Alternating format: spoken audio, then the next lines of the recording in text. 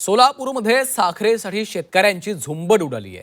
सिद्धेश्वर साखर कारखान्याच्या बाहेर मोठी गर्दी झाली आहे। पहाटेपासूनच कारखान्याच्या बाहेर लांबच लांब रांगा लागल्या आहेत। गर्दी नियंत्रण करण्यासाठी कारखाना प्रशासनाची मात्र आता धावपळ होतीये। साखर वाटप सुरू झाल्याची माहिती मिळताच कारखाना परिसरात गर्दी करण्यात आली। ही गर्दी वाढल्यानं चेंगराचेंगरी सदृश्य परिस्थिती निर्माण झाली। एका सभासद शेतकऱ्याला कारखान्याकडनं 50 किलो साखर वाटप केली जात असते। हीच साखर घेण्यासाठी शेतकऱ्यांनी मोठी गर्दी केल्याची ही दृश्य आपल्याला पाहायला मिळते।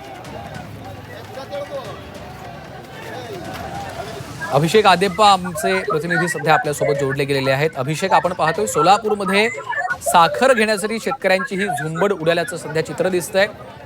काय अपडेट्स आहेत? निश्चितच आपण पाहू शकतो, राज्यात सर्वत्र आता साखरेचा जवळपास तुटवडा निर्माण झाल्यासारखी परिस्थिती आहे।